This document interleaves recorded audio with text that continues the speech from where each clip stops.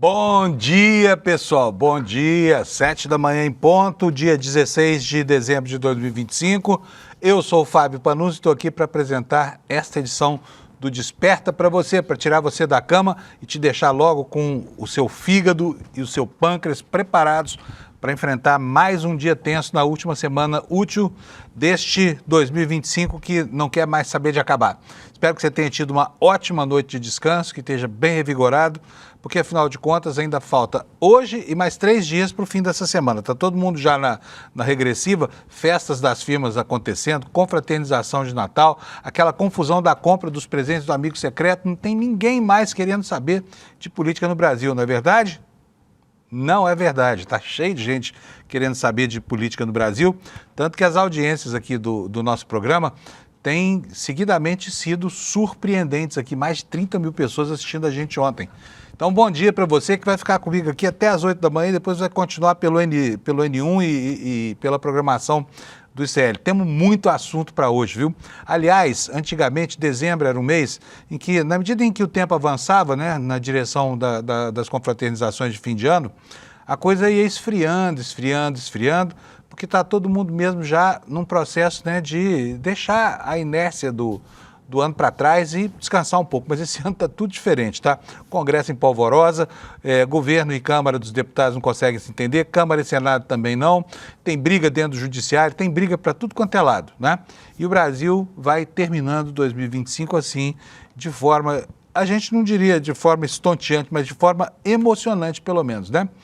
Sabe quais são os destaques de hoje? Hoje a gente vai falar sobre as bobagens de um cantor que quando resolve falar, tropeça nos próprios pés. Zezé de Camargo. Ontem ele acordou inspirado, ontem não, de anteontem para ontem, acordou inspirado aí, 1h da manhã, sabe-se lá o que estava fazendo nesse horário, não tinha nada para fazer, resolveu falar bobagem na internet. Gravou um vídeo pedindo para o SBT cancelar um especial de fim de ano gravado com ele. Por quê? Porque na inauguração do SBT News, a emissora levou lá políticos de todas as tendências. Estavam lá o governador de São Paulo, Tarcísio, o presidente da República, estava um monte de gente lá. Mas o Zezé de Camargo, com a inteligência que Deus lhe deu, só conseguiu enxergar ali gente de esquerda. E aí, como todo bom extremista de direita, como todo bom fascistoide, ele falou, não quero me misturar com essa gente aí. Eu não falo onde fala o presidente da República, o presidente da República. E aí o bolsonarismo, o que resta do bolsonarismo, né, que é uma fração do que já foi um dia, comemorou essa atitude como se isso fosse a revolta de um grande herói nacional. E transformaram Zezé de Camargo ontem no foco do noticiário, né? Ele só recebeu um apoio, viu, gente? Ele só recebeu um apoio. Foi do Flávio Bolsonaro. Você está surpreso com isso? O Flávio ficou encantado com o post do Zezé de Camargo, essa inteligência que brota do reino da música para o reino da política e da ideologia. Vamos falar bastante sobre isso. Já vou antecipar aqui que o especial de fim de ano dele foi cancelado mesmo, tá? E o Zezé de Camargo, esse moralista de extrema-direita, ele enche o bolso dele de dinheiro público e senta em cima do rabo para falar do rabo do outro, né?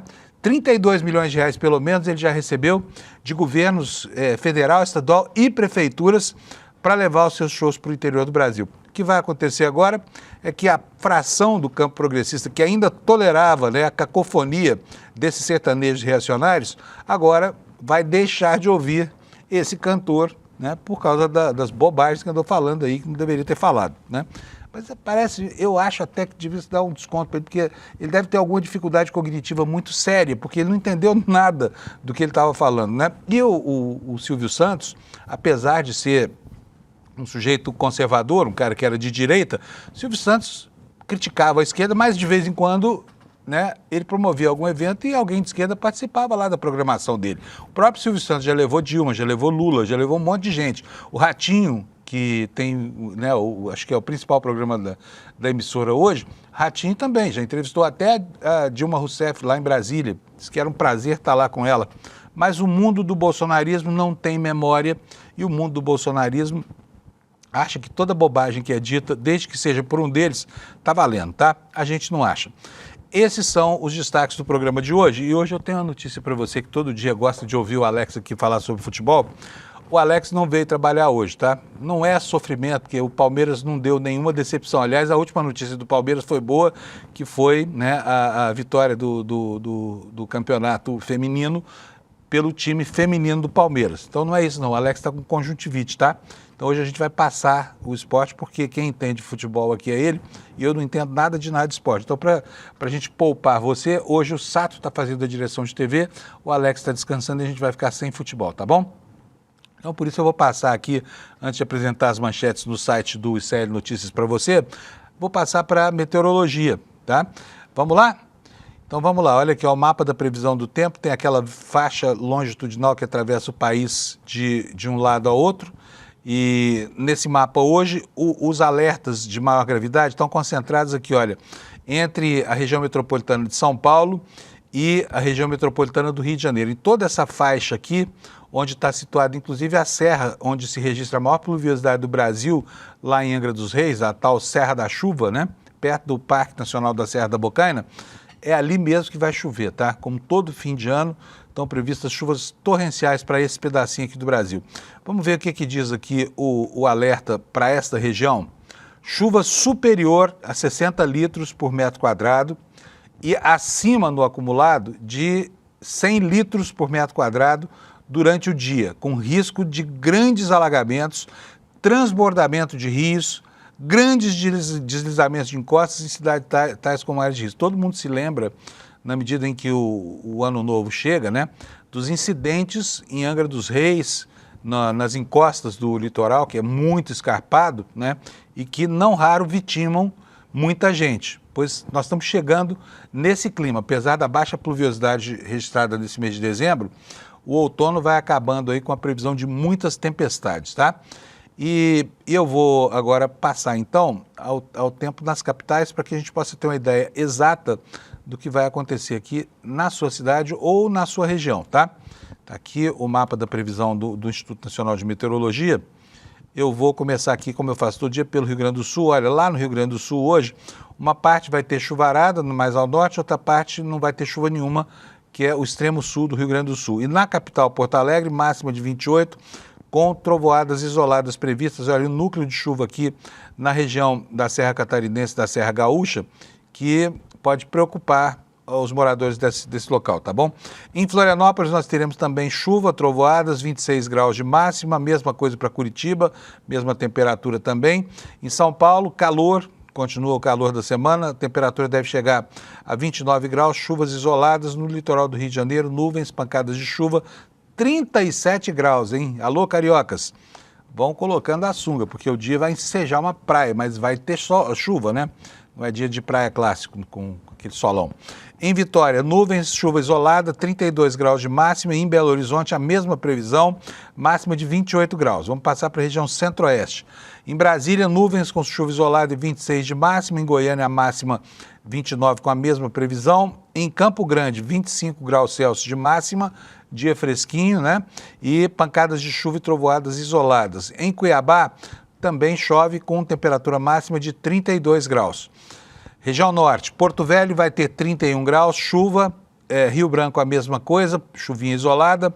Em Manaus, nuvens, pancadas de chuva isoladas, trovoadas com 33 graus de temperatura máxima. E agora eu preciso fazer minha página vir para baixo aqui para eu continuar. Lá em Boa Vista, Roraima, 34 graus Celsius, só nuvens no céu, sem chuva.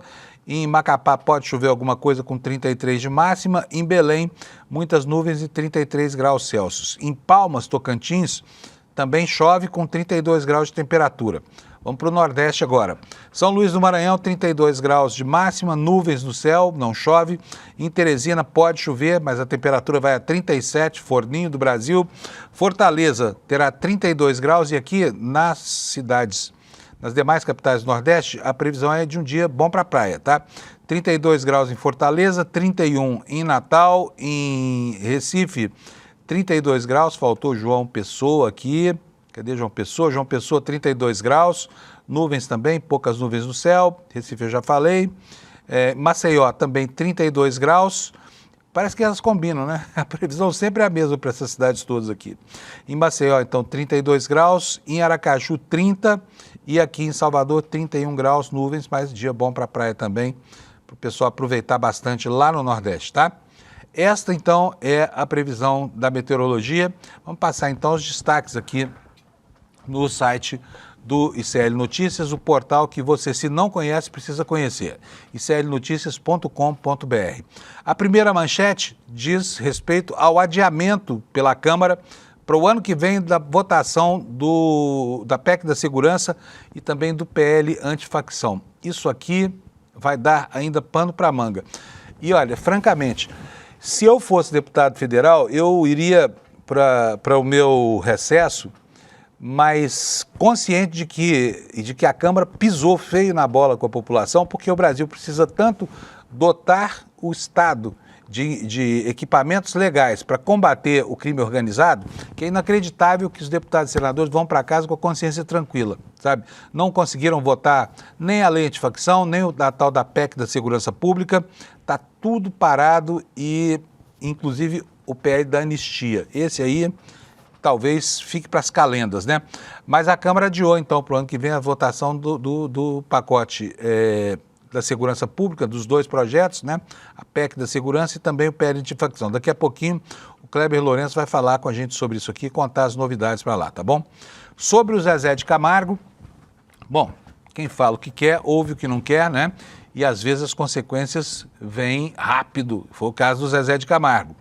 Prefeitura cancelou um show de Zezé de Camargo e cancelou um contrato de 500 mil depois da confusão que ele aprontou, porque acordou lá de madrugada insone e resolveu falar aquela quantidade de bobagens num vídeo no Twitter, né?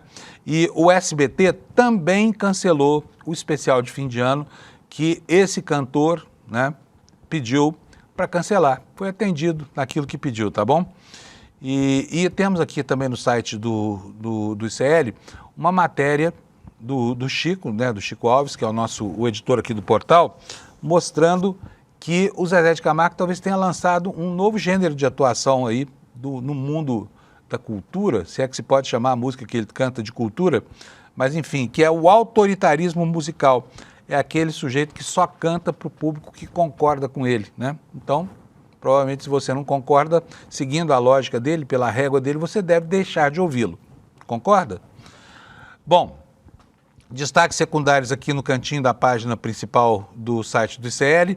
Uma área incrivelmente grande, 18 milhões de hectares da Amazônia, é terra de ninguém, o que não significa que não esteja sendo ocupada e mal explorada, tá? É uma área que simplesmente não tem titulação, não pertence a ninguém, ou seja, pertence a todo mundo que se estabelecer ali, né? Não é área, terra indígena, não é terra privada, é só terra devoluta, porque o governo não consegue titular e está lá sujeito a todo tipo de investida antiambiental, tá? Nós temos um alerta da OMS para tal da gripe K, né? E daqui a pouquinho nós vamos mostrar para você como é que você vai se proteger desse vírus, mas eu já antecipo para você que estar vacinado contra outras cepas é muito importante para mitigar os efeitos dessa epidemia que está aí no horizonte da gente, tá bom? Temos também lá em Santa Catarina, na terra da Amanda Miranda, nós temos aí uma deputada acionando a Procuradoria-Geral da República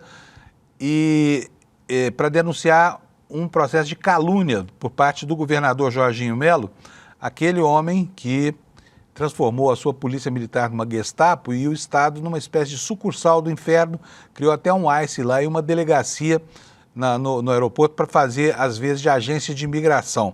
Até hoje só não explicou se nós vamos precisar de visto para conhecer Santa Catarina, tá bom? E por último aqui, o Alexandre de Moraes mandou a perícia avaliar esse pedido de cirurgia do Bolsonaro. Os exames detectaram 2 hérnias inguinais, ele quer saber se precisa mesmo operar, se isso é urgente e se o Bolsonaro pode ou não voltar para casa depois. Tudo isso em questão, tá bom? Esses são os destaques do dia de hoje. Então vamos começar falando aqui sobre a história do Zezé de Camargo e Luciano. Está aqui para você a manchete. Olha, Zezé de Camargo pede que o SBT tire o especial de fim de ano do ar após convidar o Lula. Agora, antes de mais nada, antes de falar sobre isso, deixa eu explicar uma coisa para você. Os bolsonaristas, nos últimos dias, estavam em pânico nas redes sociais, porque no ambiente democrático que o SBT News criou para sua inauguração, tinha gente lá de todos os matizes. Sabe o que irritou os bolsonaristas? Foi o fato de que o Tarcísio de Freitas aplaudiu o Lula e aplaudiu o Alexandre de Moraes, tá? Isso, para quem tem o espírito autoritário que essa gente tem, é demais, não dá para engolir. E aí eles...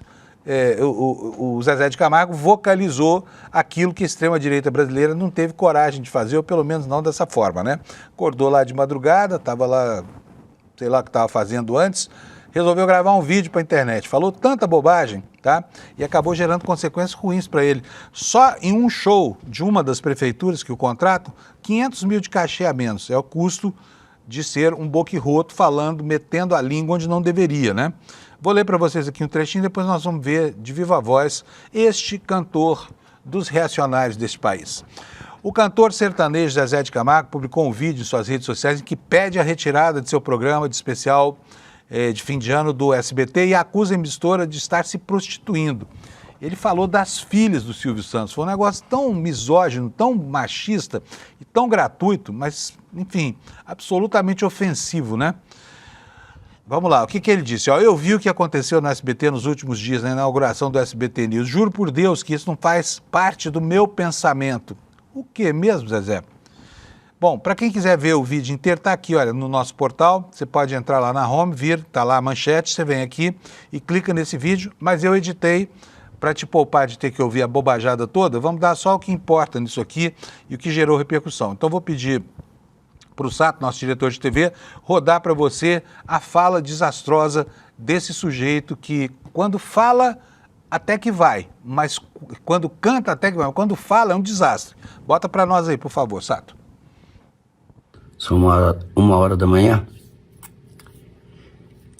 E eu estou aqui, todo mundo sabe que eu tenho um especial no SBT, mas eu vi o que aconteceu no SBT nos últimos dias. E juro por Deus que isso não faz parte do meu pensamento.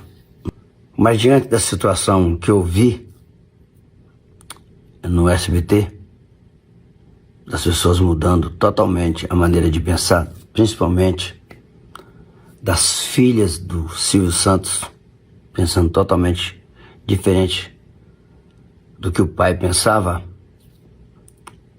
E uma coisa que eu sempre disse na minha vida: filho que não honra pai e mãe, para mim não existe. Então eu só queria dizer uma coisa para vocês: não precisam pôr no ar o meu especial. Não quero participar disso. A partir do momento que as pessoas pensam diferente do que o pai pensava, de grande parte do Brasil pensa, do que eu penso, para mim não faz sentido. Beijo para todos, amo vocês, amo o SBT, tenho o maior carinho, tudo. Mas eu acho que vocês estão, desculpem, prostituindo. Então, não faço parte disso. Putz grila, fala sério, hein, mano. São 1h da manhã, o povo estão sabendo, eu não gostei do que vi. Kleber Lourenço, bom dia para você. Chega aí, chega mais aqui para a gente poder falar sobre os assuntos do dia. Kleber, você gosta de música sertaneja ou não? Enquanto eu gosto de suco de limão sem açúcar, uma delícia. Bom, a minha mulher, Dani, gosta de música sertaneja, mas falou que não quer mais saber do Zezé não, viu? E ela não gosta dos universitários também, porque não é por causa da vocação ideológica, mas é porque acho que eles são mesmo músicos de quinta categoria. Agora o Zezé tem uma história de vida bonita, né? Mas manchou a biografia dele com essa bobajada aí. Os povos estão sabendo, são 1h da manhã e seguiu por aí. Inacreditável, viu? Inacreditável. Mas perdeu um monte de dinheiro, hein? Perdeu aí e depois descobrimos o seguinte, que na hora de falar, porque estava lá presente o presidente da República, não é ninguém menos que o presidente da República, estava presente lá, descobre-se que ele já faturou 32 milhões de reais só de governos e prefeituras, Kleber. Olha que maravilha.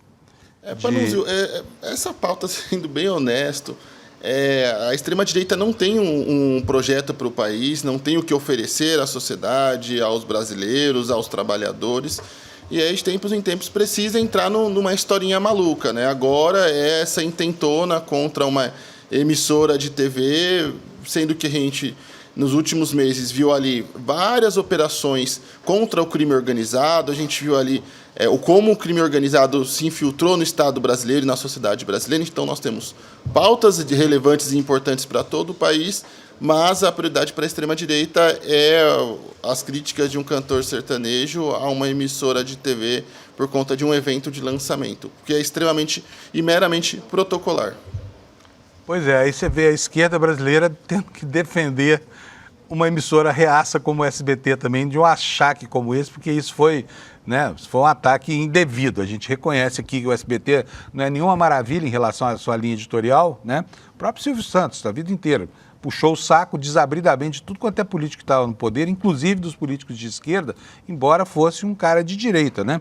Mas vamos mudar de assunto, depois a gente fala mais de Zezé de Camargo e Luciano. Vamos falar sobre o Ramagem. Qual é a situação do Ramagem agora em vista da iniciativa do governo brasileiro, Kleber, de tentar fazer com que o governo americano o extradite para cá? Olha, o Ramagem está extremamente preocupado em ser preso. Até arrisco a dizer que mais do que até mesmo o próprio ex-presidente Jair Bolsonaro ali, que tem um pânico de ficar na prisão, inclusive, mesmo preso, continua ali a assombrar o judiciário brasileiro com seus seguidos pedidos para prisão domiciliar, para tentar sair da cadeia de algum jeito, e o Ramagem já disse para o presidente Hugo Motta e para outros parlamentares que ele só renuncia ao mandato dele quando tiver garantido o pedido de asilo nos Estados Unidos, assim tendo uma garantia na cabeça dele, uma garantia de que ele não voltaria ao Brasil para ser preso.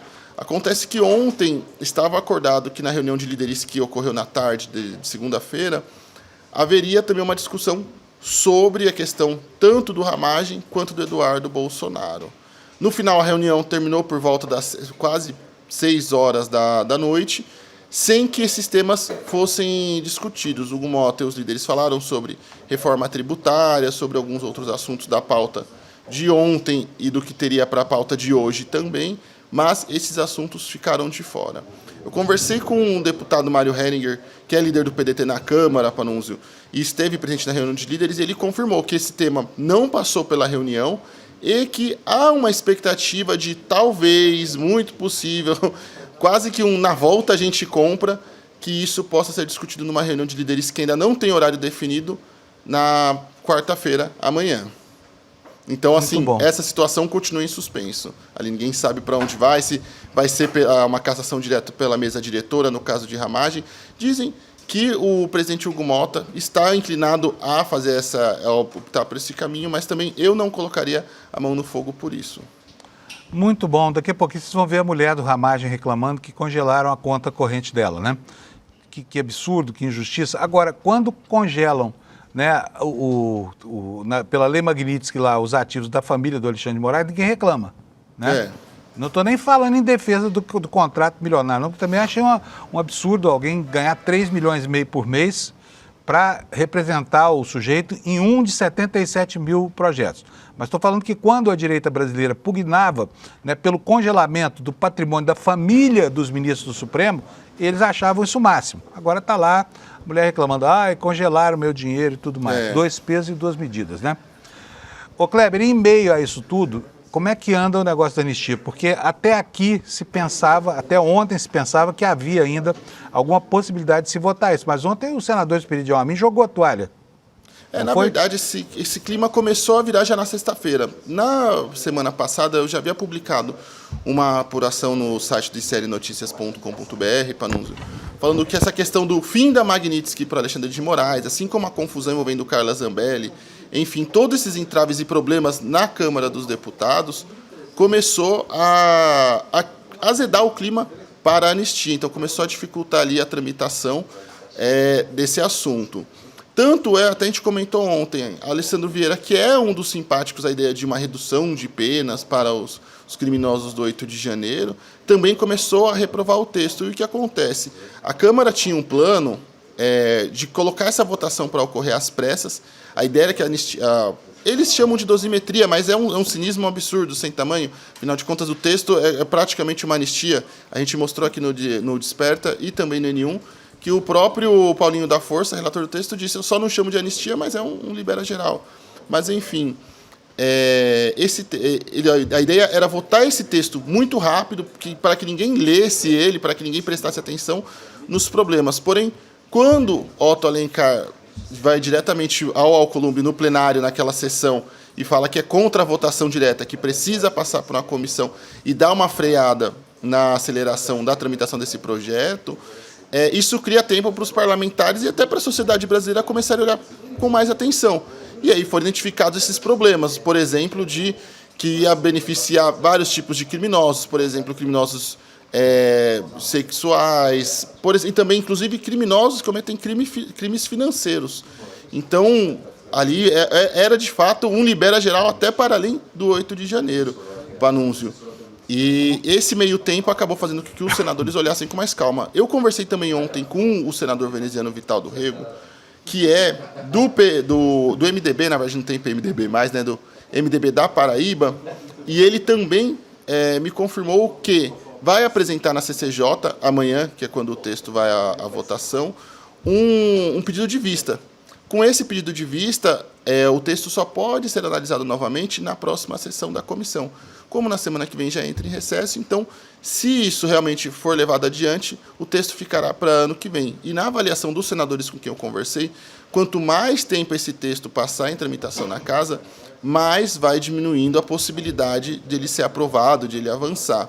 Alguns senadores já conversam que talvez uma saída minimamente honrosa para que o texto não morra, e isso cria uma situação com o bolsonarismo até mesmo possa expor o presidente da Câmara, Hugo Mota, e até mesmo o próprio Alcolumbre, que defendeu nos últimos dias a tramitação acelerada do texto, é um texto mais brando, onde fica explicitamente fora os líderes da intentona golpista, ou seja, todos aqueles que participaram estão inclusos nos núcleos 1 a 6, que ou estão em julgamento ou já foram condenados pelo Supremo Tribunal Federal.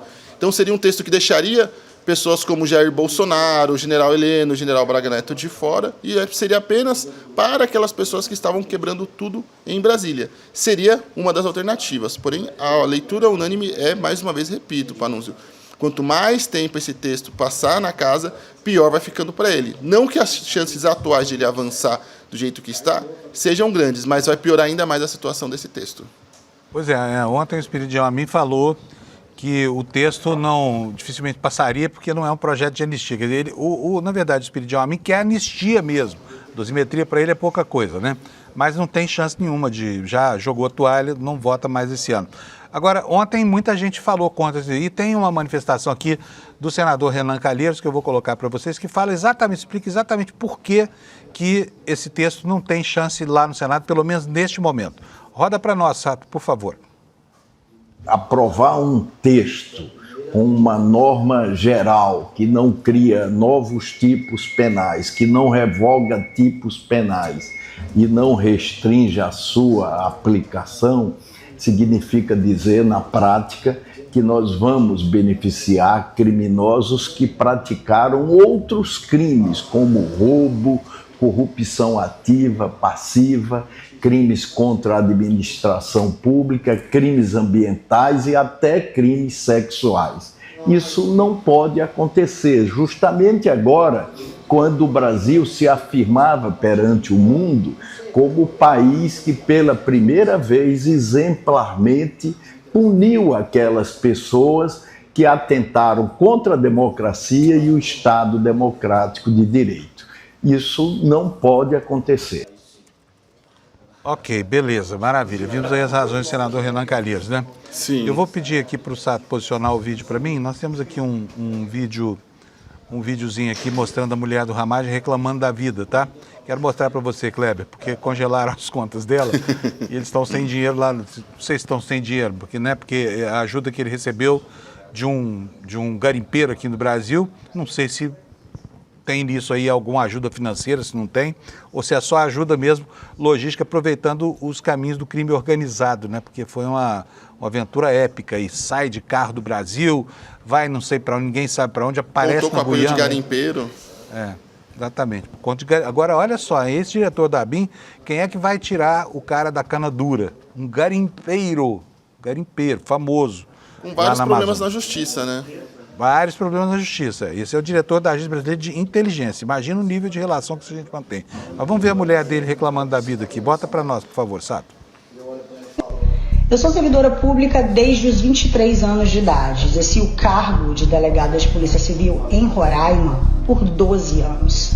Depois passei em outros concursos, sempre com muito estudo. Hoje eu sou procuradora do Estado. Tenho minha independência em razão de muito esforço e trabalho. Quando eu conheci o Alexandre, eu já era delegada de polícia. Agora eu fui surpreendida com o bloqueio de todas as minhas contas bancárias.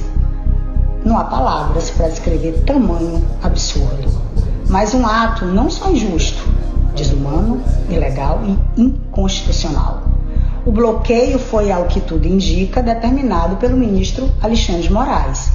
Digo ao que tudo indica porque não há notícia de decisão formal, não há acesso a autos, não há processo instaurado contra mim, não há qualquer acusação. Existe apenas uma ordem dirigida às instituições financeiras para bloquear as minhas contas, à margem de qualquer devido processo legal. Vivemos assim um cenário de exceção, em que direitos fundamentais deixam de existir. Não sou investigada, não sou acusada, não sou ré em processo algum. A única razão aparente para tal medida é o fato de estar nos Estados Unidos com a minha família. Eu sou casada com regime de separação total de bens. Tenho minha absoluta... Bom, o vídeo continua mais 1 minuto e tanto, não precisa ir. Só para lembrar, tá? Esse choro todo, eu imagino que é uma situação muito difícil para ela, porque não tem realmente nada a ver, mas o marido dela é um criminoso, foragido, está condenado, né? E o mecanismo de coerção é exatamente esse, né? Dizer que não tem devido processo legal, pelo amor de Deus, sabe? Agora, quando é para congelar ativos dos ministros do Supremo pela Lei Magnitsky, não tem problema, né, Kleber? Exatamente. E não só isso, Panunzio, também. A Câmara se move ali, também tem alguns movimentos estranhos, como, por exemplo, a Câmara nas últimas semanas fez aquele esforço de votar, inclusive, a anistia na madrugada. Durante a madrugada, acelerou o quanto pôde, fez uma tabelinha com o Senado para tentar acelerar ao máximo. Porém, também, um ponto importante desses movimentos estranhos que ocorrem em Brasília, Panunzio, é que enquanto tem esse esforço todo pela anistia a criminosos, bandidos do 8 de janeiro, ontem na reunião de líderes ficou definido, por exemplo, que as pautas de segurança pública e benefícios sociais ao povo seriam postergados apenas para votação e apreciação no ano que vem. Então, benefícios como o gás para o povo e até o PL antifacção e a PEC da segurança pública também ficaram em segundo plano. Não são prioridades para a Câmara dos Deputados. Olha que recado lamentável que os parlamentares passam para a sociedade brasileira, Panunzio. Pois é, o Brasil precisando tanto desses instrumentos, né? O governo se empenhou, houve uma recusa inicial a priorística por parte do Congresso e agora que a coisa empacou mesmo, né? Mas é melhor empacar do que ficar ruim como estava na proposta que foi alterada lá na Câmara, né? Porque essa é um desastre. Tirar a Polícia Federal da investigação de crimes interestaduais, por exemplo, é algo que não se explica, né? Exato. Kleber, valeu. Temos mais alguma coisa para hoje? Não, era só isso mesmo. Acho que, por enquanto, para hoje é só isso, Panunzio. Então, tá para mais notícias, lá no nosso site, iclnoticias.com.br. Muito obrigado, Kleber Lourenço. Todas as manhãs aqui conosco, aqui, atualizando a gente sobre o que acontece lá na nossa redação, onde o William De Luca não para de comer os seus sanduíches essa hora da manhã, matando a gente de fome. Obrigado, Kleber. Obrigado, tchau, tchau. Bom dia. Tchau, até amanhã. Bom, vamos falar um pouquinho mais sobre o Zezé de Camargo. Gente, quem diria? Isso aqui está parecendo, né, programa de calouros aqui, não é não. O Zezé perdeu um monte de coisa ontem, gente. Olha só, primeiro, vamos lá. Ele pediu para cancelarem, né? Diz que as filhas do Silvio Santos estão se prostituindo lá porque estão levando gente da esquerda lá na televisão, na qual ele não pretende mais pisar. E a emissora também não pretende mais exibir programas com ele. Olha aí a manchete. A SBT cancelou o especial de Natal que o Zezé de Camargo pediu para cancelar, né? Depois das críticas que ele fez nesta madrugada, que sabe-se lá por quê, ele estava insone e resolveu gravar essas bobagens que gravou. E a notícia diz o seguinte: o SBT decidiu cancelar a exibição do especial Natal é Amor. Natal é Amor, olha que nome bonitinho, ó. protagonizado por Zezé de Camargo, que estava programado para ao ar no próximo dia 17 de dezembro, né? Depois de amanhã? Amanhã, iria ao ar amanhã. Às 23 horas. A decisão foi tomada após a avaliação interna da emissora. Inicialmente, o canal pretendia manter a exibição do programa, mesmo depois das críticas que ele fez à presença de autoridades políticas no evento de lançamento do SBT News na sexta-feira. Sem citar nomes, o cantor fez uma referência, que você já sabe, a participação de Lula lá no lançamento do SBT News, tá?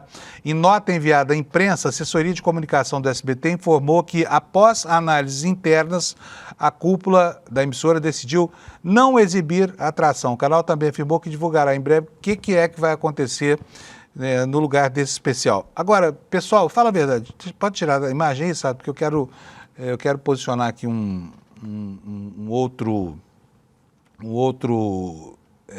assunto. Mas, gente, o sujeito perdeu muito, né? Perdeu bastante. E perdeu também R$500 mil de um cachê que o contribuinte brasileiro iria pagar para ele cantar as suas músicas. Matéria da Amanda Miranda aqui no nosso site. Olha só, uma prefeitura cancelou um show de Zezé de Camargo e após a repercussão de um contrato de R$500 mil. Depois disse que a gente não toma dinheiro do povo, Lei Rouanet, não toma. Foram pelo menos R$32 milhões para o bolso desse sujeito, né? Tirado aí a força do bolso do contribuinte, né? Através de prefeituras, governos estaduais e até mesmo do governo federal. Olha só, a cidade se chama São José do Egito, tá? Fica lá em Pernambuco, né? E o prefeito se chama Fredson Brito. Esse prefeito anunciou o cancelamento do show do Zezé de Camargo, previsto para ocorrer no dia 4 de janeiro, depois da repercussão desse vídeo que você acabou de assistir, né? Em que o sertanejo pediu que o SBT deixasse de exibir o tal do especial de fim de ano que fala de amor. O vídeo foi gravado na madrugada de domingo para segunda, mas um contrato de Zezé bancado com recursos federais foi exposto logo pela manhã na rede da Amanda, tá? Que descobriu isso aqui, e no Instagram e no ICL Notícias, com repercussão ao longo do dia. Esse documento foi publicado no Diário Oficial da União no dia 11 de dezembro. A Amanda descobriu ele lá, ela que é uma farejadora, né, desse tipo de coisa. E a arte da festa de Reis com a imagem do sertanejo já saiu até do perfil da prefeitura. O prefeito Fredson Brito anunciou o cancelamento em nota oficial, na qual disse não aceitar que São José do Egito seja colocada no centro de polêmicas decorrentes de questões individuais de quem quer que seja artista, profissional liberal ou qualquer outra pessoa de qualquer área. O que disse o prefeito Fredson, lá de São José do Egito?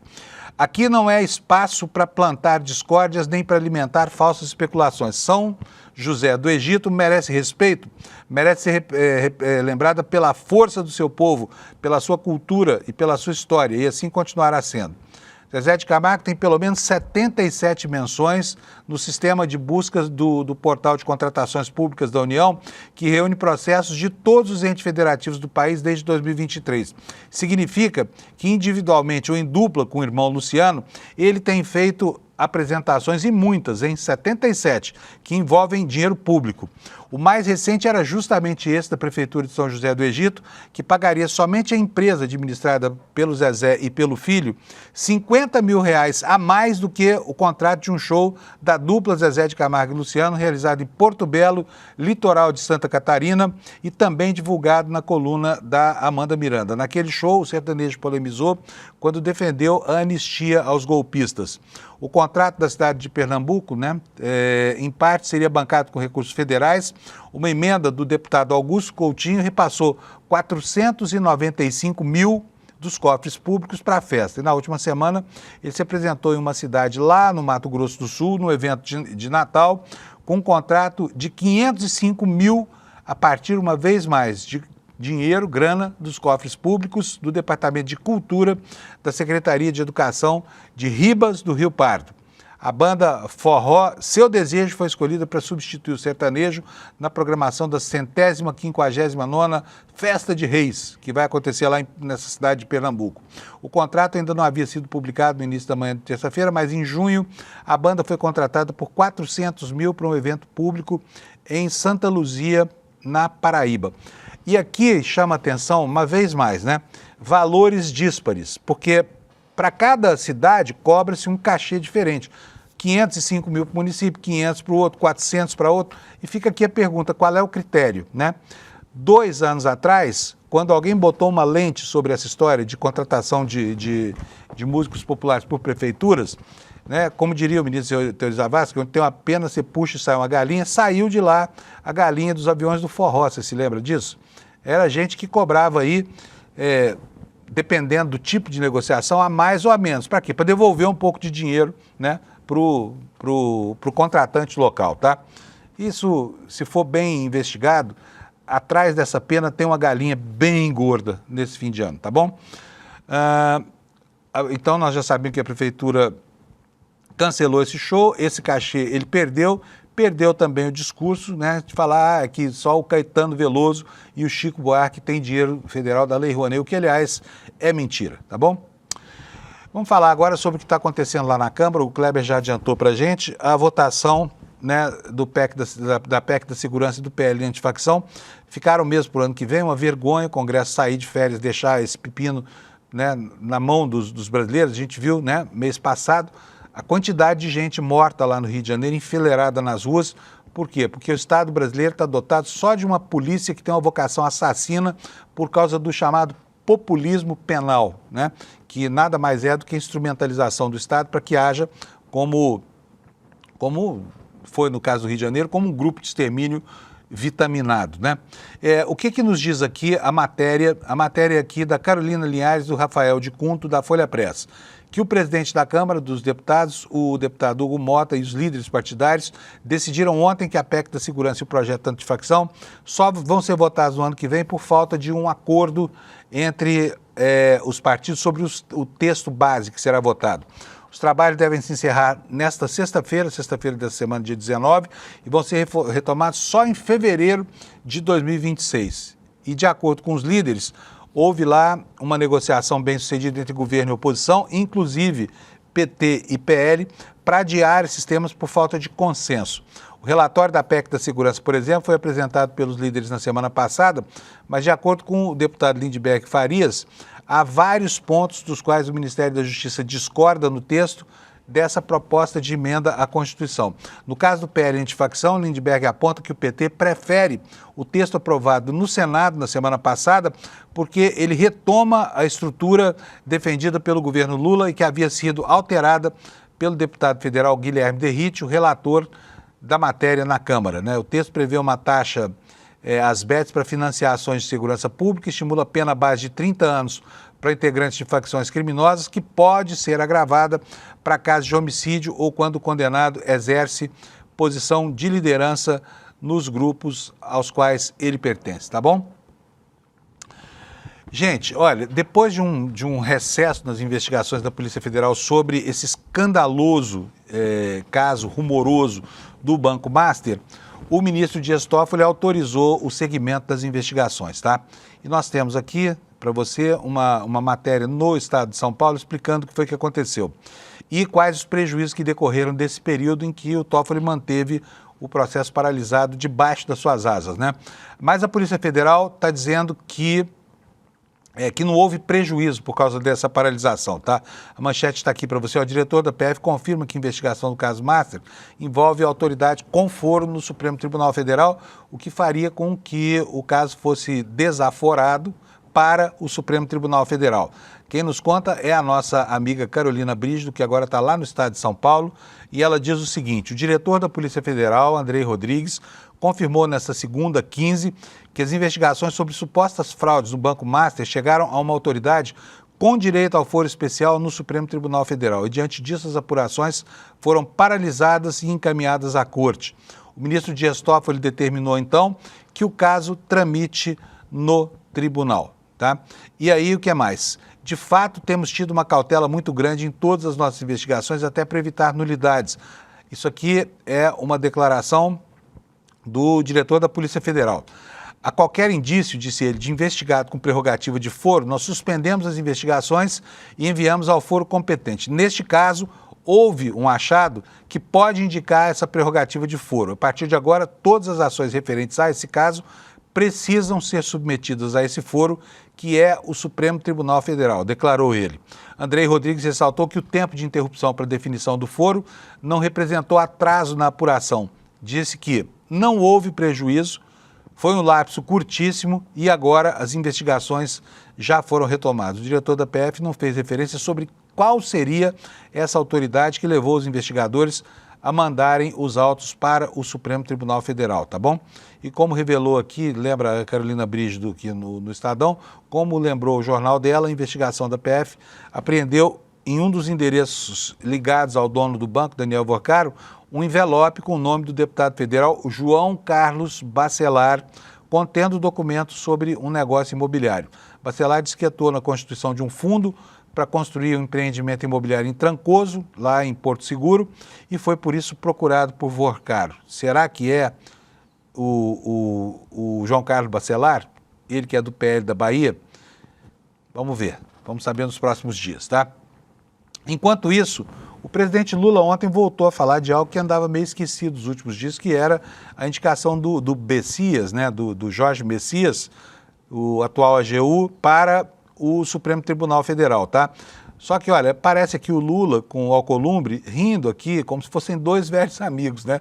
E a gente sabe que, apesar desse bom humor aqui, a relação dos dois anda tumultuada justamente por esse assunto, né? Pela campanha do Lula a favor do Messias, que o Alcolumbre não comprou de jeito nenhum, porque ele tinha outro candidato para a vaga, que é o senador Rodrigo Pacheco. E o que nos diz aqui a reportagem que está no Valor Econômico? Apesar da crise política entre Executivo e Congresso, o presidente Lula disse acreditar nesta segunda-feira que o advogado-geral da União, Jorge Messias, irá ser aprovado pelo Senado para uma vaga no Supremo Tribunal Federal. Ele voltou a enfatizar, inclusive, que tem trabalhado pela viabilização do nome de Messias junto aos parlamentares lá no Senado. O que disse o Lula ontem? Eu acredito que Messias será ministro da Suprema Corte, aprovado pelo Senado. Estou trabalhando para isso e o Messias está trabalhando para isso. Eu não indiquei uma pessoa qualquer. Ele merece estar lá no Supremo, afirmou Lula em entrevista ao SBT News. O imbróglio em torno da indicação de Messias, lembra que a reportagem começou por conta da resistência do presidente do Senado, que trabalhava, como eu falei, pela indicação de Rodrigo Pacheco. E Alcolumbre teria articulado nos bastidores, né, um movimento para barrar o seu indicado, tá? Continuando aqui com o noticiário, olha só, temos aqui mais uma situação lá, e aqui o sul do país está muito em evidência nos últimos dias, né? Deputada aciona a PGR e aciona também a PGR representando contra Jorginho Melo por crime de calúnia contra Lula, né?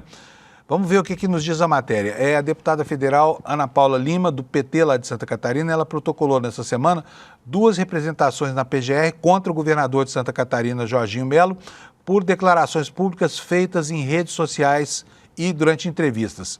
Elas incluem uma notícia, uma matéria do site Notícia de Fato para apuração de possíveis discursos. Desculpa, não é nada disso, me atrapalhei aqui. A representação, na verdade, é uma notícia de fato para apuração de possível discurso violento, incitação institucional e uma representação criminal por calúnia contra o presidente Luiz Inácio Lula da Silva. Essa notícia de fato se baseia em um vídeo divulgado pelo governador nas redes sociais, no qual ele aparece segurando aquele taco de beisebol. A gente mostrou isso aqui, você se lembra? Enquanto faz críticas a um decreto presidencial, né? E, segundo a deputada, Jorginho Melo distorce o conteúdo dessa norma ao atribuir falsamente ao presidente da República a concessão de escolta policial a invasores de terra e a suposta blindagem do movimento dos trabalhadores rurais sem terra. E aqui eu quero refrescar a sua memória, porque é exatamente isso. O Jorginho Melo deturpou o sentido de uma legislação que foi feita para proteger aqueles que zelam pelos direitos humanos, né? Que estão, em função disso, sendo ameaçados. Ele apareceu com esse porrete, dizendo que a Polícia Federal ia dar um jeito em quem dá escolta para sair em terra, invadir terras de fazendeiros lá, terras privadas, o que absolutamente não aconteceu. E logo depois a polícia dele, transformada numa espécie de Gestapo barriga verde, saiu invadindo sedes de partidos de esquerda e também de entidades desses defensores dos direitos humanos, né? Por isso, essa representação aqui, essa notícia de fato contra o Jorginho Melo, tá? Vamos falar sobre a saúde do Bolsonaro. A saúde do Bolsonaro continua em questão, né? Há uma guerra aí de versões, a defesa forçando a mão uma vez mais para conseguir que o Bolsonaro... Primeiro, tirar o Bolsonaro lá da cela especial onde ele está, sob a justificativa de que precisa de uma cirurgia, porque foram descobertas 2 hérnias inguinais, uma em cada virilha, né, no abdômen, na região da virilha. E aí, o que fez o ministro Alexandre de Moraes? A gente já falou aqui ontem que, apesar das reclamações da defesa de Bolsonaro sobre o regime que está sendo dispensado a ele, em face dessas doenças todas que tem, é um tratamento desumano. Mas eles não apresentaram nenhum exame nos últimos 3 meses. E aí o Alexandre de Moraes, diante das alegações, mandou, e do achado dessas hérnias inguinais, mandou fazer uma perícia para avaliar se o Bolsonaro precisa mesmo de cirurgia, tá? A matéria no nosso site diz o seguinte: o ministro Alexandre de Moraes decidiu nessa segunda-feira submeter à perícia médica oficial o pedido da defesa do ex-presidente Jair Bolsonaro para a realização de uma cirurgia que os advogados dizem que é urgente. A decisão ocorre depois que os advogados solicitaram autorização para o procedimento e para a prisão domiciliar humanitária sob a alegação de agravamento do quadro de saúde do ex-presidente. No despacho, Moraes relembra que já havia autorizado a realização do exame solicitado pela defesa nas dependências da Superintendência da Polícia Federal no Distrito Federal e que em 11 de dezembro ele determinou a realização de uma perícia médica oficial para avaliar se existe mesmo uma necessidade real de intervenção cirúrgica e ainda mais nesse regime de urgência, né, solicitado pelos advogados do ex-presidente. Segundo o ministro, no momento do cumprimento do mandato de prisão em 22 de novembro, Bolsonaro passou por um exame médico legal sem que fosse identificada qualquer condição que indicasse essa necessidade imediata de cirurgia. Moraes também destacou que os exames apresentados pela defesa não são atuais e que, à época de sua realização, não houve indicação médica nenhuma para a realização desse procedimento cirúrgico que agora aparece como uma emergência.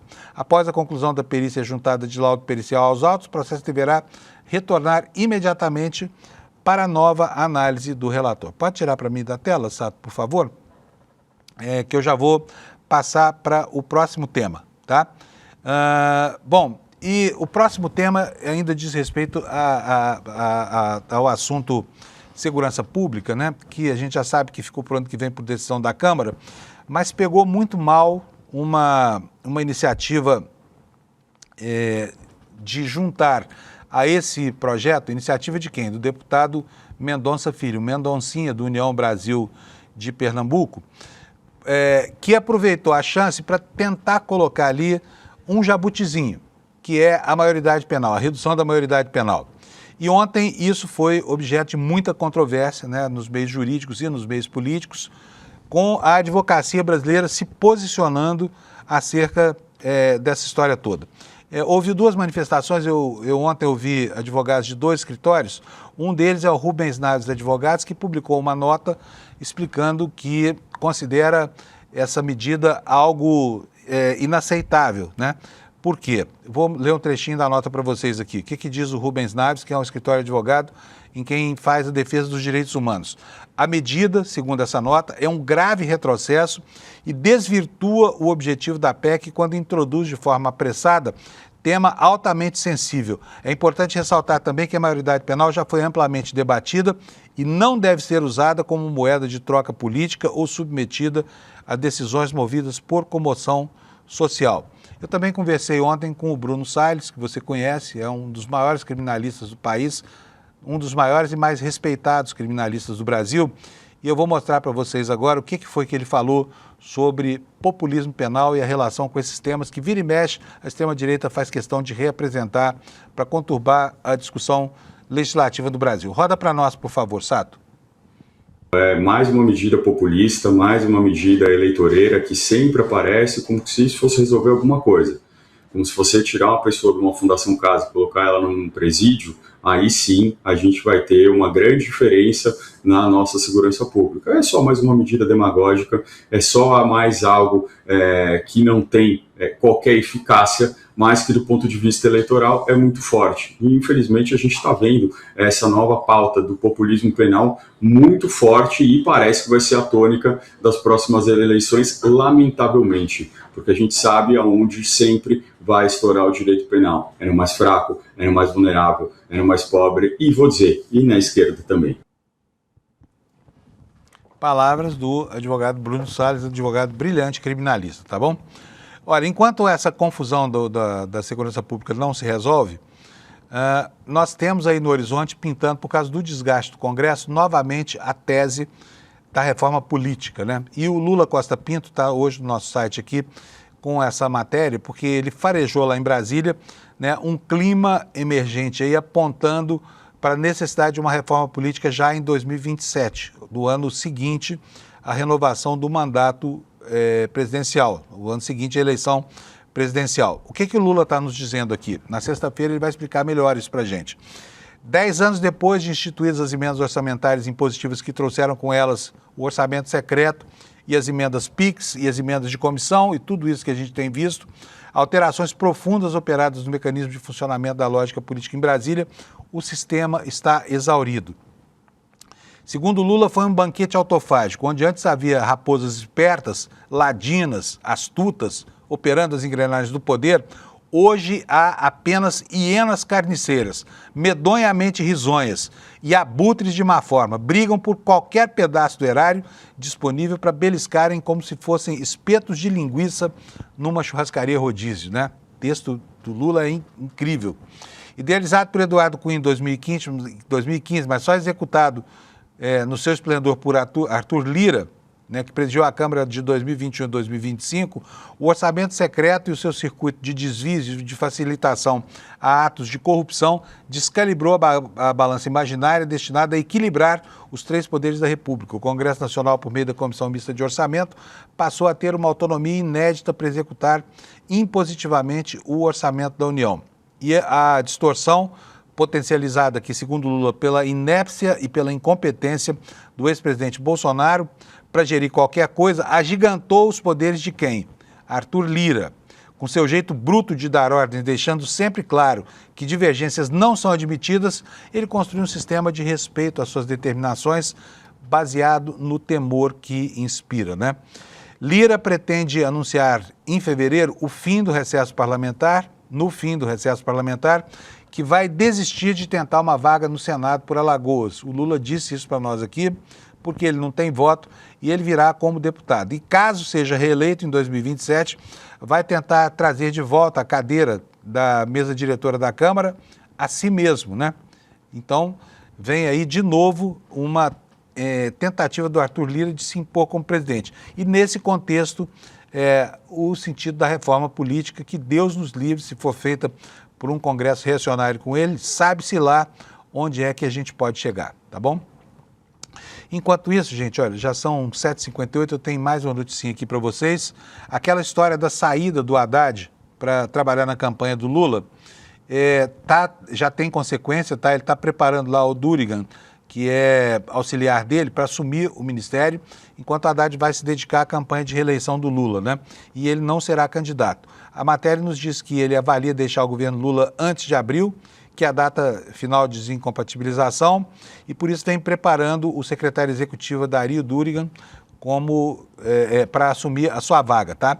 3 auxiliares de Lula disseram sob reserva que o Haddad avalia deixar o governo em fevereiro.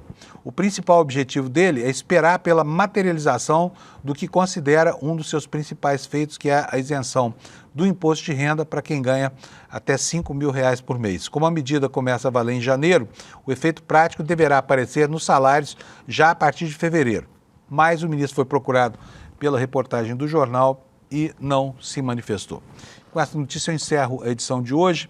Quero saber do Sato se nós temos aí a audiência, do programa para apresentar aqui para o pessoal.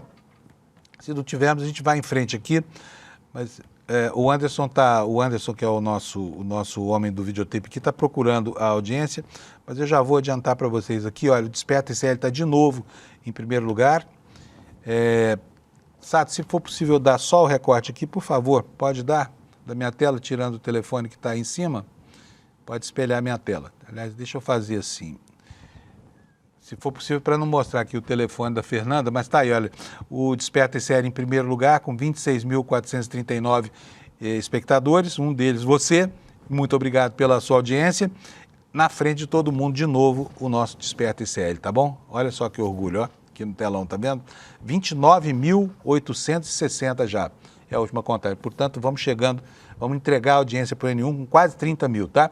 E quero convidar você mais uma vez para conhecer a pós-graduação, a primeira pós-graduação do ICL, que é Repensando o Brasil, Sociedade, Política e História, tá? Essa taxa aqui desconsidere, tá? Daqui você só vai aproveitar esse icl.com.br/aula, tá? Para você poder conhecer essa pós-graduação que, além de ampliar o seu horizonte intelectual, vai te colocar em contato com o creme de la creme da elite intelectual brasileira, que são os professores que o Gessé Souza coordena nesse curso de pós-graduação, tá bom? Beleza, gente. Bom dia para você. Muito obrigado pela audiência. Amanhã, 7 da manhã, nós estamos de volta aqui para ver o que sobrou do Brasil nessa antevéspera de Natal. Tchau. Obrigado para você. Até amanhã. Olá, turma. As inscrições para a pós-graduação Repensando o Brasil, turma de 2026, estão abertas. E como a gente sempre faz, a gente separa um número de vagas limitado com uma condição muito especial. Essas vagas estão acabando, já entrou muita gente na pós. Vale lembrar que essa pós aconteceu em 2025 e foi um sucesso estrondoso, 5.000 pessoas inscritas na pós. E assim, o número de elogios e de mensagens que a gente recebeu ao longo de todo o ano é inimaginável. A gente está muito feliz, por isso a gente resolveu lançar essa turma de 2026 e com muitas novidades. O professor João César Castro Rocha, por exemplo, é nosso novo professor e se junta a Ladislau Dalbor, Marilena Chauí, a Gessé Souza, aquele time todo de primeira que vocês conhecem que essa pós tem. Então aproveita essas condições especiais que a gente tem para as primeiras pessoas que se inscrevem e vão embora fazer história com mais essa turma de uma pós que está fazendo a diferença no nosso país. Um abraço!